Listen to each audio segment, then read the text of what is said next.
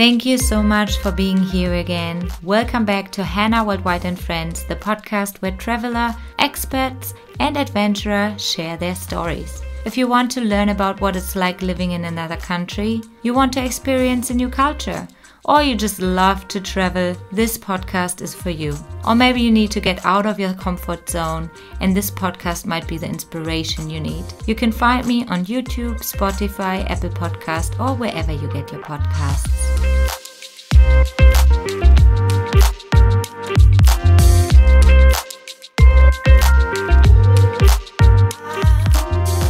Hi everyone, please welcome with me Theresa Helbano from New Zealand. Theresa had a great abroad experience through Opus Dei. She will tell us a little bit more about that later on, and was living in Rome for 3 years. Hi Theresa, I'm so grateful that you made it to my home studio today. Yeah, thank you. It's beautiful here. People can't see it, but it's very nice. Your little setup. I'm glad you like it, and I'm glad that you made some time for me today. No worries, of course. So you had your own time living abroad in Rome, which is amazing. Yes. I think a lot of people dream about living in Rome. Yeah, that's true. It sounds very exotic when you put it like that. Absolutely. Especially, I mean, I'm from Europe and Rome is a little bit closer, but for people in New Zealand, it's still far away. Yeah, I mean, it's literally on the other side of the world. Exactly. I think they say Italy and New Zealand are the polar opposite or something like that. Yeah. So yeah, it's quite a long journey. Exactly. Yeah. So it's really interesting how you actually got over there. Do you mind telling us a little bit about first maybe what is Opus Dei? Yeah. And then how that opened How the I door got there. exactly Yeah. to go abroad. Yes. Yeah, no worries. So basically, Opus Dei is a Catholic institution where the idea is it's sort of helping people discover God in their everyday lives. So, I mean, for Catholics, yes, but also non-Catholics, non-Christians, the idea that you can be holy in whatever you're doing. So in your job, I don't know, as a student, as a mom, as a, I don't know, road worker, like anything, as long as you kind of really strive to do it like well, to serve the people around you. Yeah, it's sort of that holiness is accessible. That's the idea behind it. So, yeah, so I'm in Opus Dei. So I guess that's kind of my mission in life, to help people, discover God in their everyday. You know, it doesn't have to only be in, like, he's not confined to the church, you know, kind of thing, that you can, walk down your, beautiful backyard farmland or whatever, and then he can be found there. So that's Opus Dei in a nutshell. But for me specifically, I guess there's a lot of like talks and formation that we try to provide to people, obviously with Catholic doctrine. I guess explanations about teaching of the church. But for that, you also need quite a bit of input because, it takes a bit of study also I guess to teach anything. Yeah. You need, you need some formation, like education, and so the Rome opportunity came up. I've known other people of Opus Dei who've gone to Rome to study like Catholic doctrine and the church teachings a bit further. So it's actually a bachelor's in theology that you can do. Not everyone does it. I mean, just a handful really. Like, it's not everyone in Opus Dei does it. But so the opportunity came up for me to go to Rome for a 3-year degree. I said yes. It sounded amazing. I think more than anything, I was thinking more about the Rome part than the study. I mean, the study part was also interesting because I said, look, if this is going to help me explain better to people about my faith and why I live it, and I don't know, just to explain, because sometimes you're stuck for words, you know, even to explain, I guess, mysteries of what you believe. But no, so that opportunity came up, and I took it. Basically, this was back in 2017. So I was there for a good 3 years. Studying in Rome, which sounds very like amazing. It sounds crazy. So I guess it was kind of everything I expected, but a lot. Of course, there's a lot that you don't expect. I mean, you can't really foresee every aspect of living in a different place, a different language, really different people. Yeah. I mean, I had talked to a few people who had been there before, but also times change, you know, like even Absolutely. I suppose just the environment is very different. Yeah. So, yeah. How can I picture you living there? Like, Yeah. where would be the place? Was it like a community center? Yeah. Was it like what type of place were you able to live in? Was How I did living? they take Yeah. care of you? Yes. Or did they take care of you? No, yes. So there is a like international students center, Right. in Rome, obviously run by. So there's people from all over the world of Opus Dei who go to the same place to study. So we all study together, and it's connected to one of the. There's a lot of universities in Rome. They're called pontifical universities, so they're like connected to the Vatican. There's Right. heaps. There's like an American college one. There's one run by like, I don't know, the Jesuits. There's one run by, so heaps.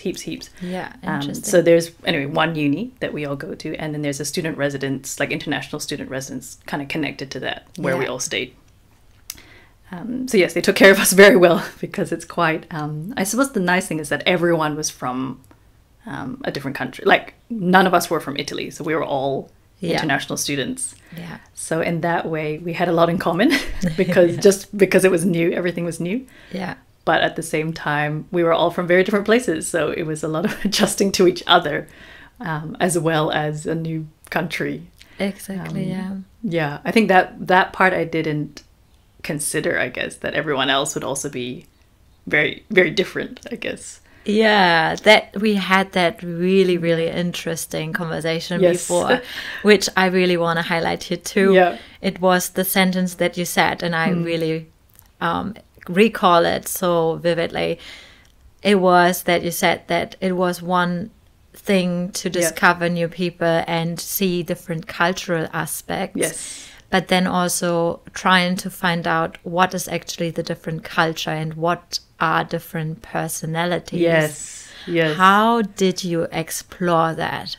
So I think, so like you said, I met people from many different countries. So I guess it took me a while to distinguish what things came from people's cultures, like you said, and what came from different personalities. Which I think until obviously I moved there, I didn't consider those things could be different. I don't know if I explain it. Like, for example, obviously in New Zealand, come from New Zealand. We're very multicultural, right? Yeah. We have, I mean, look, you're from Germany. I've got Filipino background, but I grew up here. I mean, I've got friends from, so many different countries. But I guess we're all in New Zealand, so there's a kind of common ground. Yeah. Even though you think, we're so tolerant and we're so multicultural, there's something that we have shared. Yeah. And I think going over to Rome made me realize that, I guess within a culture, like a lot of things come from your culture, but a lot of things that you do and how you react also just come from the person that you are. Yeah. And it's a bit of a cycle because I guess also your personality can also be influenced by your culture. Absolutely. And then some things are just kind of more innate. Your temperament, like if you're quieter or louder. So I guess it was just more, it broadened my idea in a way of like each individual person and what makes them up, like what makes them very unique. Is a whole range of things. It's not just where they've come from. Yeah. Do you remember a specific moment or situation where that clicked? Yeah. Actually, a couple. It was kind of, it was usually in terms of language, right? So actually, I know I lived in Rome, but I actually didn't learn Italian, which is, anyway, it sounds a bit funny, but the center I was living in, the common language, the language of the majority of people was Spanish, because we had a lot of Spaniards and a lot of South Americans. So that was the kind of, the language of every day that we used. Yeah. So I learned Spanish to survive. Which is amazing. That was funny. Another challenge and a half.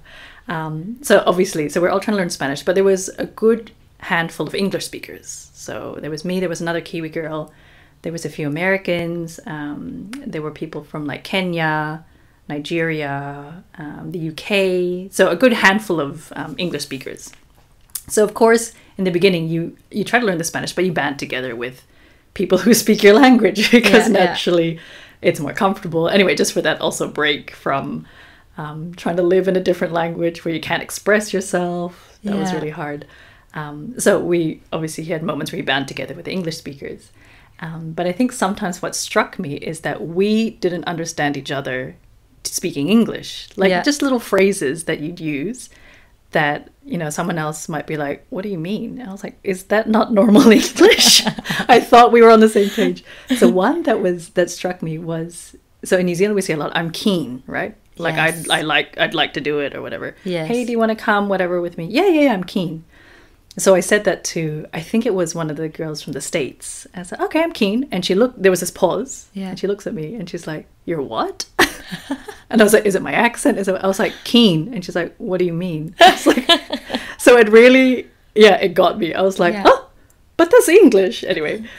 You should totally know what I mean. You're supposed to understand what I say. The other very funny moment actually was when we were watching a movie. So we would watch the movies in Spanish so everyone could understand. Oh, sorry, no. We would watch whatever movies all together. I think the consensus was we'd watch it in the original language and then we put Spanish subtitles. Right. So that, anyway, that was the common way we structured it. So sometimes it's a Spanish movie with Spanish subtitles. Sometimes it's an English movie, which was great for us, with Spanish subtitles. Anyway, there was one day, I don't know what we were watching, but for some reason it was in Italian maybe with Spanish subtitles. So some people were like, oh, this is too much to follow. So we thought, the English speakers thought, let's watch an English movie. And the other Kiwi girl with me said, let's watch Hunt for the Wilder People. That was really hilarious. You know the Kiwi movie, obviously, of... have you seen that? Hunt for the Wilder? Oh my gosh, this is a necessary... Kiwi formation. I have to do some catching up. That's your homework for after this. We can watch it. But anyway, because of course it's a Kiwi film, right? So a lot of New Zealand humor, and our humor is super, as you probably gather, now like I know. Very, very sarcastic, kind of black, kind of. Anyway, but of course, me and the other Kiwi girl found it hilarious. We're laughing and laughing and laughing and laughing. And then some of the other English speakers got the humor, and some didn't. Just depending on where. And it was funny. So we were only English speakers in the room because we were the ones who left the other movie to watch this one. So we were laughing. And I remember one of the Nigerians was like, I actually can't understand the English, like the accent. So she went back to the Italian movie. And I was like, oh! I felt not quite offended, but another one of those moments of like, we're supposed to understand the same thing, but we have the same language, but there's something that we didn't understand. It's so interesting. Yeah, it was especially really funny. Now, since I live here for such a long time. I remember when I first came, I learned British English at school. I traveled in the US. And then coming to New Zealand, there were so many little things that I've never heard about. Yes. Now, I can't even remember anymore because now it's normal, like natural. Yeah, now it's second nature. Yes. As you say, with like, I'm keen, things like that. Those phrases. Now, I wouldn't even know, if I would go to the US, I would think it's English, so you should totally know what I mean. Yeah. But I'm spending 6 years in a country where it's Kiwi slang. It's Kiwi English, going to another place, I would also assume that's English. Yes, exactly. Yeah. So it's moments obviously you don't expect because, you don't realize that what's, I guess, normal for you is not for someone else. I think that's the, I was going to say confronting part. It's not confronting like in a bad way, but just that moment of, realization, like, my experiences are not the same as someone else's. Yeah. And that's shaped me somehow, you know. So it was kind of that realization of, things come from your culture or things come from your personality. And I think what I meant also when we were talking about that before was I started to discover firstly about myself. Yeah. Like to say, the way that I look at things, does that come from coming from New Zealand, an Anglo-Saxon kind of background? Yeah. Does that come from my personality that's a bit more laid back anyway, like a bit more introverted? Or does that come from, I don't know, my upbringing as like my migrant parents in an English-speaking country? You know, so it was starting to, when you see the difference between you and people who you think are similar, but actually there's difference, that you start to, I guess, kind of pinpoint where things come from. Yeah. And it was just more fascinating to say, there's more, I don't know, there's more to it than you realize. Yeah. But you need to see it differently in someone else. Yeah. To realize that about yourself. Yes. Kind of thing. Yeah. Have you had some aha moments where you were like, that's actually me as that person, like personality-wise, that's where it comes from? Or like where you really noticed it and you were really aware of that this is cultural, this is personality? I mean, I guess, well, like just before, a lot of the language things are cultural. So like we were saying, the phrases, the keen, the accent even. But then, I don't know, it gets a bit mixed because I'm very like phlegmatic, so very calm. I don't react to much. So I think in general, Kiwis are like that a lot. Yeah. So say that contrasted a lot. So the cultural difference was a lot between the English speakers and the non-English speakers. So say your South Americans are much more expressive, right? Yeah. So we're all trying to speak Spanish, but they've got, sorry, it just comes to mind now. Sometimes we'd try to be singing songs, right? And I had to ask one of the English speakers to translate. And in Spanish, the songs are much more, like even in English, we have songs that talk about love and, you know, whatever. But somehow in Spanish, it sounded fine. But when you translate it to English, it just sounded cheesy. Like they're kind of very obvious about their, I don't know, it just, so it's in the language, but then it kind of flows into their culture, right? That they're so effusive in their affection. Yeah. But in English, I was like, we talk about love a lot, but we're a bit more subtle, right? I'm thinking like, I don't know. The bush. Around the bush. Or I'm thinking like, I don't know, an Ed Sheeran song talks about love, but it's a bit more like story-like. It doesn't quite say, I love you, you know, but it's like, I will remember you for, you know, kind of thing. Yeah. So English is more subtle. That's they're trying to say the same thing, but it just comes out in a different manner. And they are just right. So I was like, that's definitely cultural. But I think maybe because my personality is also like that, it's subtle. It kind of, I don't know, I thrive more in a Kiwi culture because it's a bit more suited to my personality. Yes. Whereas, I don't know, if I had to go to a Spanish-speaking country, maybe it'd be harder to express myself as well because the culture is different to how I express myself personally. I don't know if that really answers the question, but kind of. Yeah. Were you able to adapt well to all the other parts since you had mainly the Spanish community and the Spanish language? Or were there other things where you could see the cultural differences clearly and where you maybe even struggled to adapt to it? I don't think I struggled as much as I thought I would. I really enjoyed learning the Spanish, which I think helped. So I think if I had a resistance there, it would have been harder to adjust to the culture also. I mean, I think the challenges were, just sometimes realizing how to interpret what someone else is saying when they come from a different culture. Yeah.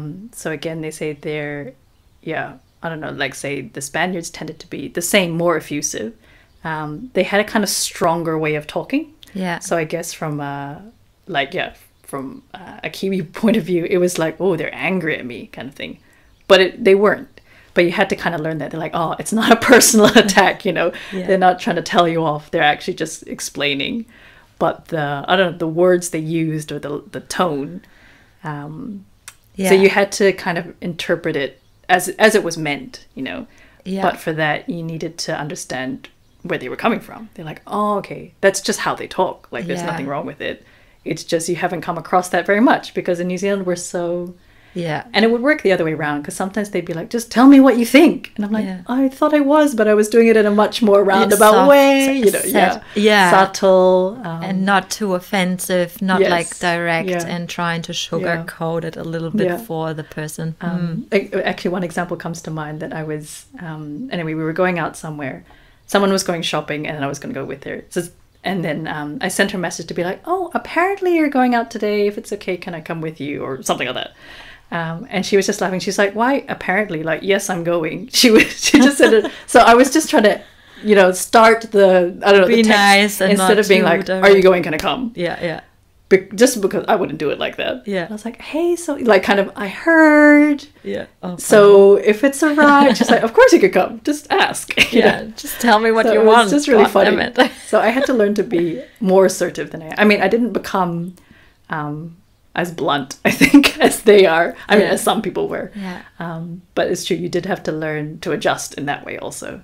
Yeah. And it worked the other way around, because they also had to realize, okay, it's not that you're scared of them. You just, I don't know, use more words to get to the same conclusion, maybe. Yeah.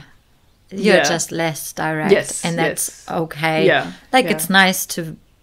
Did you feel like you met in the middle somewhere? You got more assertive and they might have slowed down a little bit? Yeah, I think so. So I was there for a good 3 years.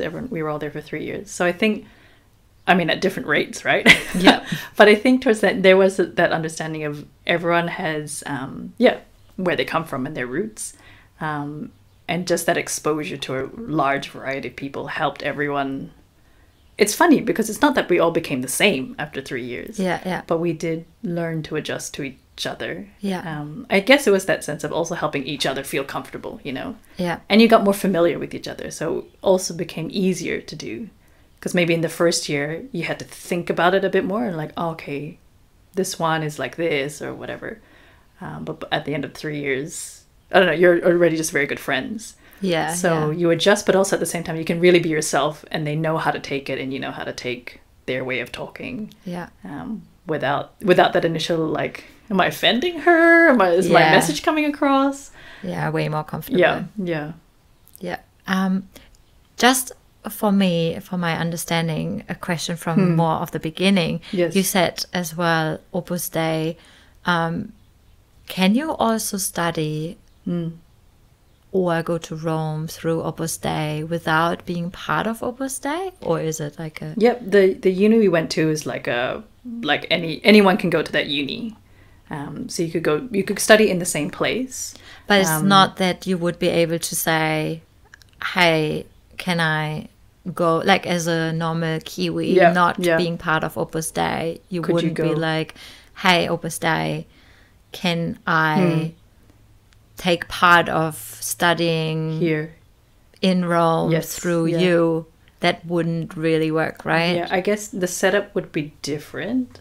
Like you wouldn't stay in the same center. Yeah. But you could go to the same uni that we went to. Yeah.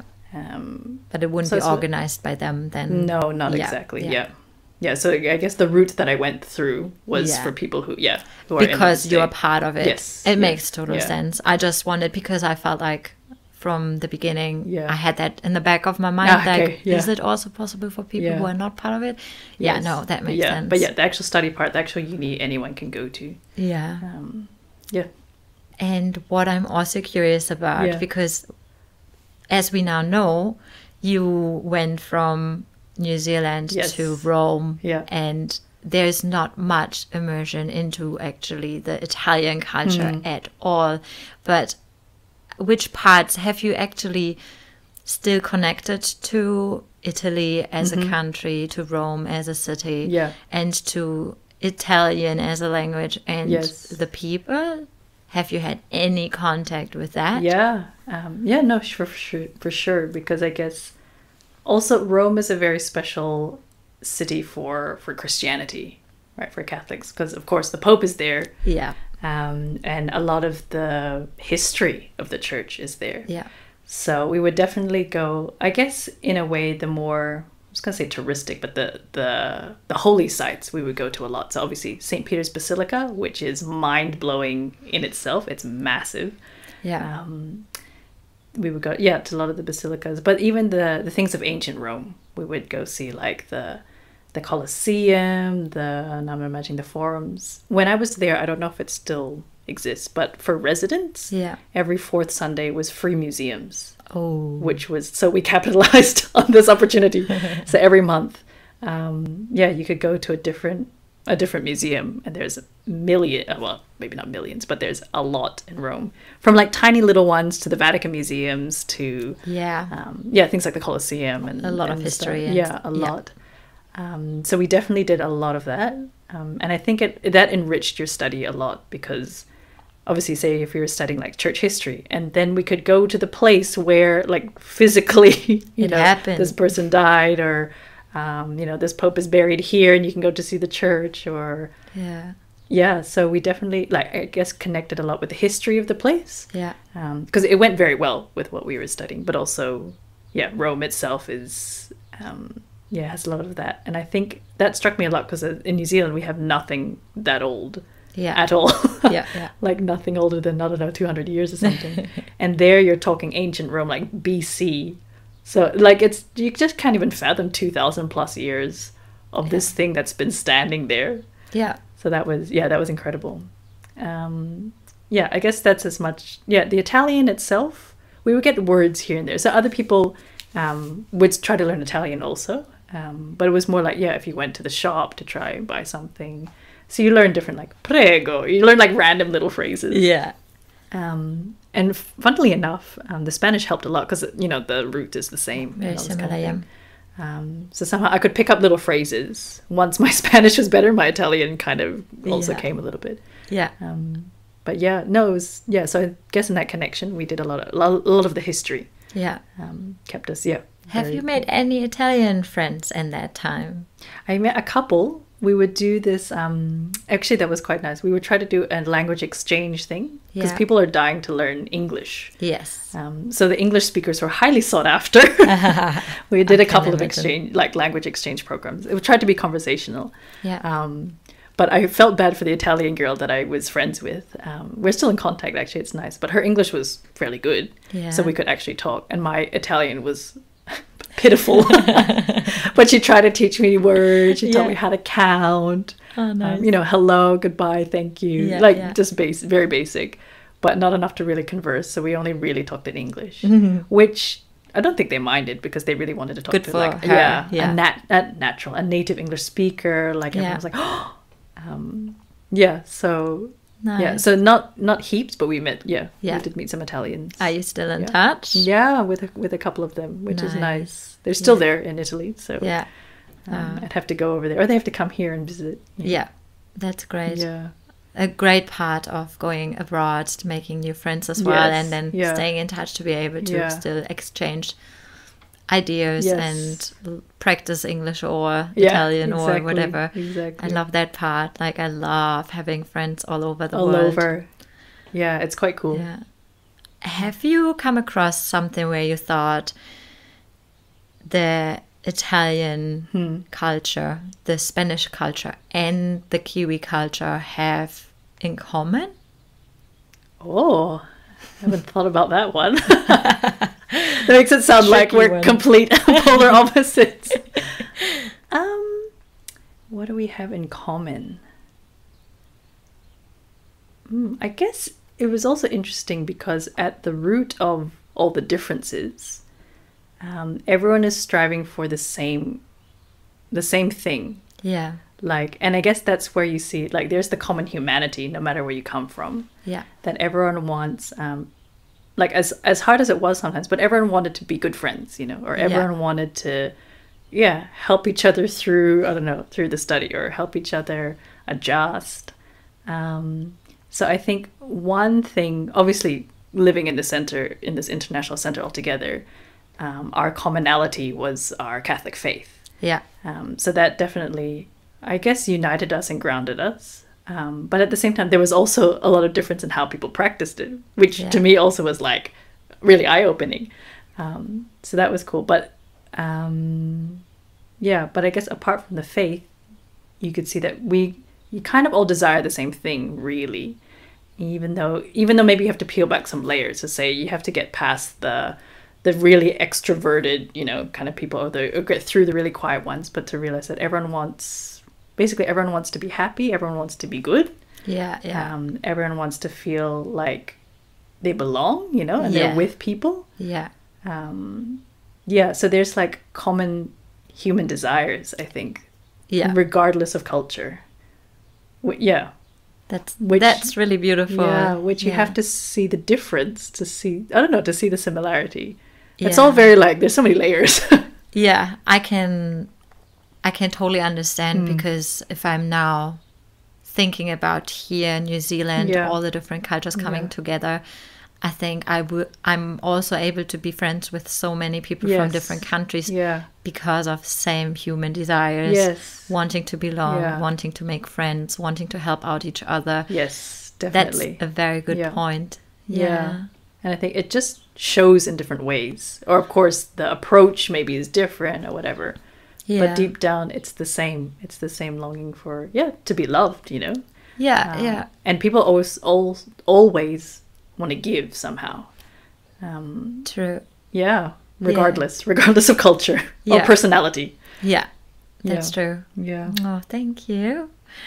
Is there any struggle you had through the 3 years? Because right now everything sounds pretty good. Like, you It's true, it wasn't all rosy. what was your biggest point of where you said, okay, that was a part where I struggled quite a bit? Yes. I think it goes hand in hand with the discovering who you are. I think it was the part of, so how I was saying, I was sort of pinpointing, okay, I'm like this because of my culture. Like I grew up in New Zealand. I'm like this because I'm like the phlegmatic kind of nature that's calm or whatever.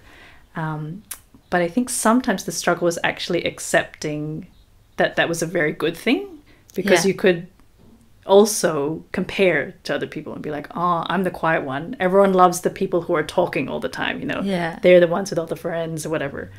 And I don't have much to contribute because I don't speak Spanish very well, you know, or whatever. But also I don't talk very much naturally, blah, blah. So I think it was also accepting that no matter how you were anyway, all of it is good, because all of that gives or, you know, enriches other people as well, you know. Yes. So I think sometimes actually the self-acceptance is a struggle, especially when you see so much difference and you're like, oh, maybe their way is better. Yeah, and you think like, I want to be more like this. Yeah. So I remember one time, not quite complaining, I was having this kind of conversation with a friend, and saying something like, maybe because, I don't know, everyone else tended to be more, excitable, or they got just so enthused really quickly. And I was like, I mean, I get excited, but I'm not one who, like, I don't know, jumps around and screams on the top of my lungs to be like, wow, this is so amazing. I take a much calmer approach, right? So people can't always tell that I enjoy something. And I was like, oh, I don't know, maybe I need to be more effusive, like the ones who express a lot more. And someone told me, this was actually really helpful. It took me a while to accept it also. But she was like, no, look, sometimes, like, there's a lot of fires. She's like, it's not bad to be the water that just calms everyone down. And I was like, but that's like a wet blanket. I was like, no, it's not. She was like, you don't need to add to the fire, because the fires can be good, right? Like a spark or you know, enthusiasm. But she's like, but fire can also just be drama, you know? Yeah. She's like, you don't need to add to the fire. You can, you know, like be the kind of. That's such a nice so metaphor. It was like, so that really helped once I pondered this a little bit. But to be like, your way of being is also very good. Yeah. You know? And everyone's is, you know. So everyone has their points that they contribute, and everyone has points also they need to grow in. Because I also had to learn, I guess, to talk more sometimes. I couldn't be silent the whole time, you know, kind of thing. So I had to get out of myself a little bit and learn to talk in different situations. But neither do you have to change who you are, you know. Yes. In order to be, accepted, kind of. It really highlights how important it is that we have different humans, different personalities. Definitely. And when we come together, we don't want to be all the same, reacting the same, being the same, doing the same. But if you are different and you realize that the other come across really likable, and you maybe even admire them for something, it's so hard to not be like, I want to change into that. I want to be more like that. Yes. But if you want to be a certain way, then of course work on yourself, and you can be more assertive. You can be more assertive, and you can become more confident if you think you're not confident enough or whatever. But it is so important, as you said, to accept that it's good that you are different sometimes. We don't want to be the same. And everyone, as you said, contributes in their own way. Yes. I think that's a very nice learning learning opportunity and a lesson. Also for me, I can look around, see amazing people and think, oh my God, I wish I would be a little bit more like that. But then someone else might come and say, oh, I wish I would be more like you. Exactly. Yeah. And then it's like, no. We all are good the way we are. Yes.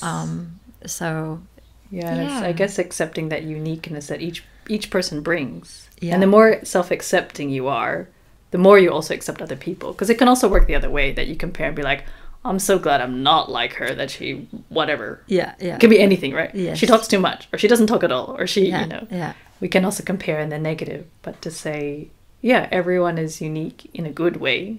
100% agree. Yeah. That is such a beautiful end of that topic.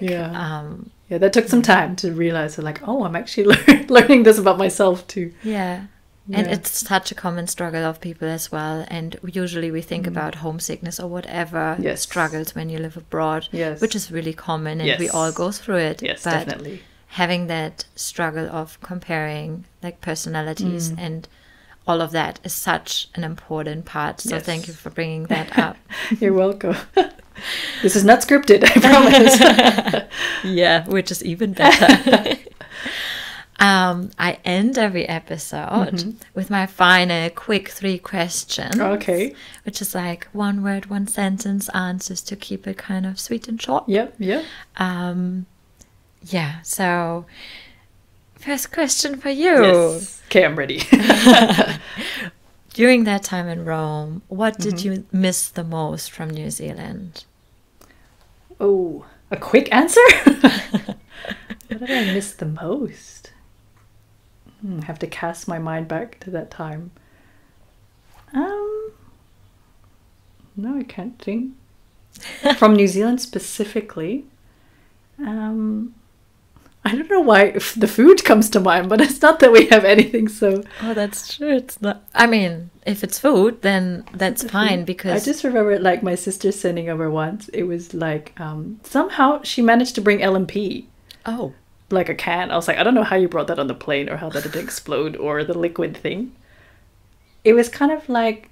But maybe it wasn't the food as such, but when people would send stuff from home, it was that kind of tangibility of something from where you're from. Yeah. So yeah, having like a little thing of LMP, I was like, oh, I mean, I like LMP, but it's not like it's the most amazing, number one drink ever. Yeah. But I think it was that sense of, just of home. Something from home. Yeah. So I didn't miss it in the sense I was really pining after it, but when it came, I was like, oh, I haven't seen this in a long time. Yeah. Oh. Sweet. I had already come back to New Zealand, but I came back in the middle of 2020. Yeah. So COVID, which was another story and a half to get back. But I had to do my 2 weeks of quarantine. Yeah. But I just remember one of the first days, one of the foods that they brought. So breakfast, it was just like one of those little packets of, it was probably like cornflakes or something. And then like Meadow Fresh milk. Yeah. And I was like, oh, like, I don't know, just the brands that you're familiar with. Yeah. It's all in English. I was like, oh, wow. Oh, yeah. I just really enjoyed it. But someone was like, it was just cereal. Like, yeah, but it's home. But it's from here. I don't know. Yeah. So I think you kind of miss those things that are very, they're kind of a bit nostalgic, I guess. Yes. Yeah. Like the everyday stuff. It was things that are very ordinary. Yeah. Nice. Yeah. Thank you. I missed the cornflakes. I mean, that's so random. Wheat Bix. Yeah. Do you have, question number 2. Mm-hmm. Yep. Do you have any food place or activity that you would recommend people to either go visit or do in Rome? In Rome? Oh, well, there's pizza, pasta, and gelato, basically. But there were a couple of gelato places that were like, this is my little ad for them, that were really, really good. One is called, so whenever people would come visit, I would take them there because also gelato is much easier than, I don't know, sitting down and trying to find a restaurant with the pasta or whatever. So one gelato place near where I live on the corner was called La Romana, which was just a well-known brand. And then there was another, I think they probably had a few branches, whatever, in the whole city. And then there was another tiny little gelato place that looks like down some Dodge Street, but it was really good, near the Vatican Museum. So it was kind of along the wall. It's called Old Bridge. I was like, it's a very English name. Yeah. Old Bridge. Like, anyway, just the gelato's really good. Nice. Thank you. I would love, I hope I make it to Rome again. I went once. Yeah. I would love to have some more gelato. Yes. So that definitely is a highlight. Must do. A must. Yep. Perfect. Yep. Okay, last but not least. Yes. What advice would you give anyone who would consider going to Rome to study? Yeah. Especially, I think, for people who are able to go through Opus Dei. What advice? It sounds like a cop-out to be like, well, everyone learns different things. But I think the sense of like, be open to learning what you don't expect. Yeah. I think sometimes, not that we overplan, but of course you want to go with a bit of preparation, like how am I going to handle, I don't know, this challenge. Yeah. But I think it's also, that openness to saying some things will be harder than I can imagine, or like I didn't even consider. Yeah. And some things will actually be easier, Yeah. So I guess it's like not to be afraid of those challenges as they come up. I remember being surprised because I thought the hardest barrier was going to be the language. Yeah. Right? It was like, oh my gosh, how am I going to learn to express myself in another language? And then there was one girl in my year from Colombia. So I was like, well, she won't have a problem. She's speaking Spanish. She actually went home earlier because there were, I suppose, different things that she had to adjust to there were big challenges that were quite difficult. So she didn't actually finish the 3 years. She went home after, can't remember, 1 year or 2. But initially I would have been like, but you can speak Spanish already. Like what challenge can you have, Yeah. So I think it's that, like, to be like open in the sense of don't be afraid of the challenge. Yeah. Because then you can also learn a lot about yourself.